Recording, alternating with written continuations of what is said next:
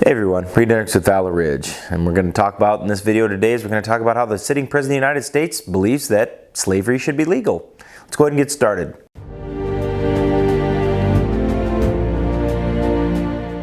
If you watched Creepy Joe's executive actions earlier this week about his what he wants to have happen, these were executive actions, not orders. I just did a video about the difference between executive actions, executive orders. These are all about Joe Biden's opinion, kind of like his opinion on what his favorite ice cream flavor is, or kind of what his opinion is on like letting children molest him or whatever it was when he was a young boy. Here's the deal, guys. Joe Biden, the sitting president of the United States, just said that no amendment is absolute. So I guess that would include the 13th Amendment, which, you know, makes slavery illegal inside the United States. So maybe if that's not absolute, then maybe I guess he believes in slavery. What about the First Amendment? Should we ban Islam? Like, should we ban Christianity? Should we ban Judaism or Protestant Christianity? Should we do that? Or Catholicism? Should we ban those religions? If the First Amendment's not absolute, we should ban it because, you know, after all, it's like not what he wants. The purpose of this video I really want to talk about is just the holes in his logic, which, I mean, nobody's going to associate logic in Joe Biden. I mean, that's associating like water and oil or, you know, a football bat or something like that, or a screen door on a submarine or whatever example that you want to use. Well, my thing is this. When he appoints his new ATF director, David Chipman, David Chipman's been on record as saying, what advice would you give for the new gun owners out there that are buying firearms? And he says, oh, have them unload it, put them behind the tuna cans, because they're doing everything in discernment. David, shut up. You're a government bureaucrat who heads an agency who emerged from the failure of prohibition. And after the failure of Democrat-enacted prohibition, which banned the sale, possession, and manufacture of alcohol in the United States, during that time, your agency literally prosecuted and ruined the lives of many people who simply wanted to earn a living by manufacturing alcohol. And so the only reason you exist is because you failed at prohibition. You failed to do anything during that time. And so now your only justification is that you regulate alcohol, tobacco, firearms, and explosives. First of all, that should be, in my opinion, a convenience store in the United States. I think that should be a store, not an agency. Like, I should go down the road and go to the same store and get alcohol, tobacco, firearms, and explosives. I believe that should exist. But that said, David, I'm gonna have to really like make sure you get recalibrated here. Guys, David is not an expert. David is a bureaucrat. He's a Washington, D.C. bureaucrat. He's a former ATF agent, and he feels qualified to talk about firearms. Let me explain my background. I'm a former United States Marine. I was an 0351 anti-tank assaultman. I was a section leader. Not only that, but I was a designated marksman instructor on the M14 rifle, as well as Marine Corps martial arts instructor in the Marine Corps martial arts program. So my background with firearms and fighting comes from that, but I'm also a former law enforcement. I was also on Task Force Illinois. I got sent down to New Orleans for Hurricanes Katrina and Rita. No, I didn't confiscate any guns. I high-fived people that had them and enabled a good conversation with law-abiding citizens and just citizens in general. I enjoyed interacting with them there. I've also been a full-time firearms instructor now coming off on 1 decade.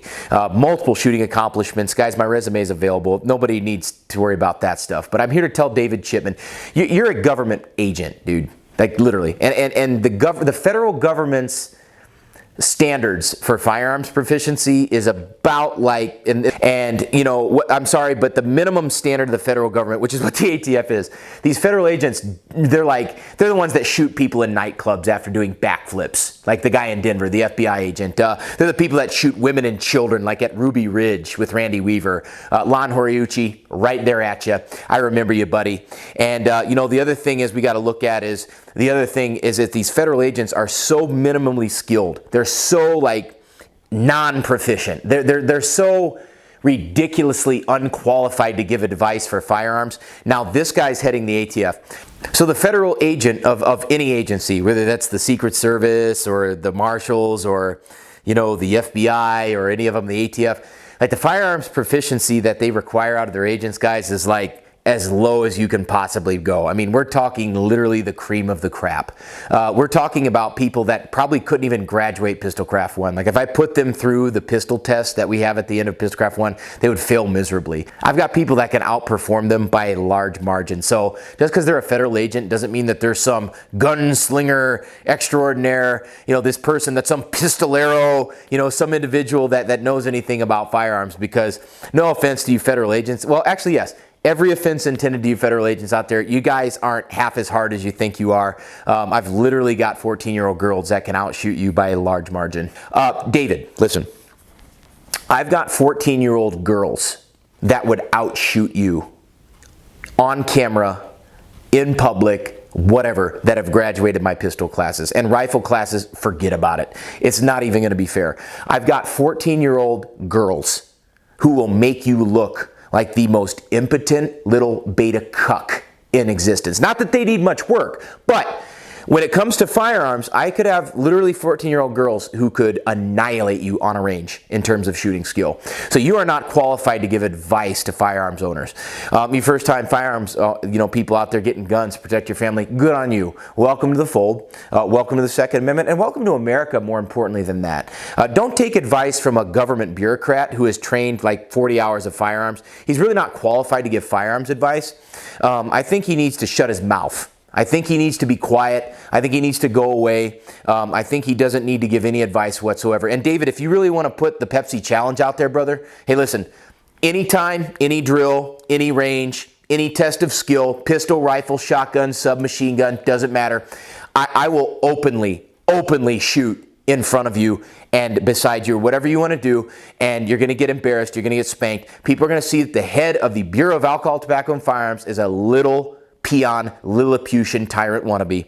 And I think that you need to understand this. And so now we've got a president and we've got an ATF director that know nothing about firearms giving advice to law-abiding citizens, just American citizens. They are not qualified to do this. This is my Sunday video. This is like my therapy, talking to you guys and making sure that you understand just how ridiculously idiotic that these people that run this country are. A little bit of humor there, but David Chipman, dude, hit the weights, man. I can also get you on a weightlifting routine, maybe a jiu-jitsu routine, or maybe get you on a firearms training program. We can fix you on that one. It's no problem. Joe Biden, we already know about you shooting 2 shotgun blasts into the air on your balcony. So we know about this stuff already. So don't take firearms advice from people in the federal government. They're not your friend. They never were. They're incompetent at best. And just remember that Joe Biden thinks no amendment is absolute. And, that whole shall be infringed thing, doesn't matter. And by the way, don't worry about the 13th Amendment. That's not absolute either. I guess he thinks slavery is negotiable, which would be very consistent with the Democrats. This is Reid Henrichs with Valor, reminding you the lessons that we learn are written on the tombstones of others. We'll see you on the ridge.